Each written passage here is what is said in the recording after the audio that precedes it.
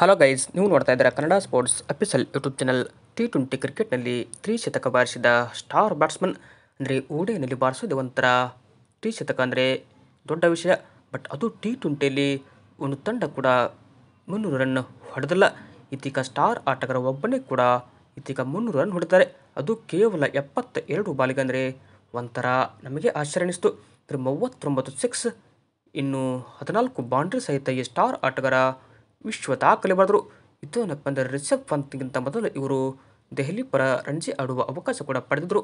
ಯಾರಪ್ಪ ಅಂತ ಕೇಳಿದರೆ ಅದೇ ಭಾರತೀಯ ಆಟಗಾರ ಮೋಹಿತ್ ಅಹ್ಲಾವತ್ ಅವರು 2017ರಲ್ಲಿ ಫೆಬ್ರವರಿಯಲ್ಲಿ ಟಿ20 ಕ್ರಿಕೆಟ್ನಲ್ಲಿ ತ್ರಿಶತಕ ಬಾರಿಸಿದರು. ವಿಕೆಟ್ ಕೀಪರ್ ಕಮ್ ಬ್ಯಾಟ್ಸ್ಮನ್ ಕೂಡ ಇವರು ಆಗಿದ್ದಾರೆ. ಹೀಗಾಗಿ ಎದುರಾಳಿ ತಂಡದ ಬೌಲರ್ಗಳ ಬೆವರಿಳಿಸಿ ಇದೀಗ ದಾಖಲೆ ಬರೆದರು. ಇದನ್ನು ಯಾರೂ ಕೂಡ ಮುರಿಯೋಕ್ಕಾಗಲ್ಲ ಅಂತ ನಾನು ಅನ್ಕೋತೀನಿ. ಕ್ರಿಸ್ ಗೆಲ್ಲ RCB ಪರ 175 ಹೊಡೆದಿದೆ ಟಿ20ಯಲ್ಲಿ ಹೈ ಸ್ಕೋರ್ ಆಗಿದೆ. ಬಟ್ ಅದು ಸ್ಥಳೀಯ ಪಂದ್ಯ ಆಗಿರೋದ್ರಿಂದ ಇಂಟರ್ನ್ಯಾಷನಲ್ಗೆ ಕನ್ಸಿಡರ್ ಆಗಲ್ಲ. ಅಂದರೆ ಮಾವಿ 11 ವರ್ಸಸ್ ಫ್ರಂಟ್ 11 ನಡುವೆ ಸ್ಥಳೀಯ ಕ್ರಿಕೆಟ್ ಪಂದ್ಯಾವಳಿ ಕೂಡ ನಡೆಸಲಾಗಿತ್ತು.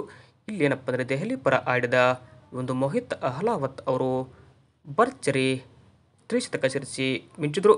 416 ರನ್ ಏನಪ್ಪ ಅಂದರೆ 20 ಓವರ್ಗೆ ಮಾವಿ 11 ತಂಡ ಮಾಡಿತ್ತು.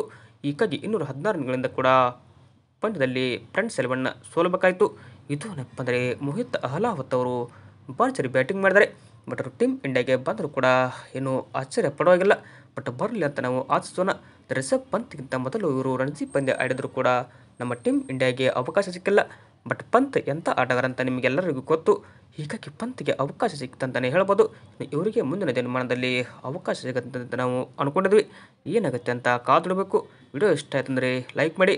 ನಿಮ್ಮ ಪ್ರಕಾರ ಟಿ20ಯಲ್ಲಿ ತ್ರಿಶತಕ ಬಾರಿಸಬಲ್ಲ ಆಟಗಾರ ಯಾರು ಎಂಬುದನ್ನು ಕಮೆಂಟ್ ಮಾಡಿ. ಹಾಗೆ ನೀವೇನಾದರೂ ಇನ್ನೂ ನಮ್ಮ ಚಾನಲ್ಗೆ ಸಬ್ಸ್ಕ್ರೈಬ್ ಆಗದೆ ನೋಡ್ತಾ ಇದ್ದೀರ ಅಂತಂದರೆ ಈ ಕೂಡ ಸಬ್ಸ್ಕ್ರೈಬ್ ಆಗಿ ಸಪೋರ್ಟ್ ಮಾಡಿ. Thank you.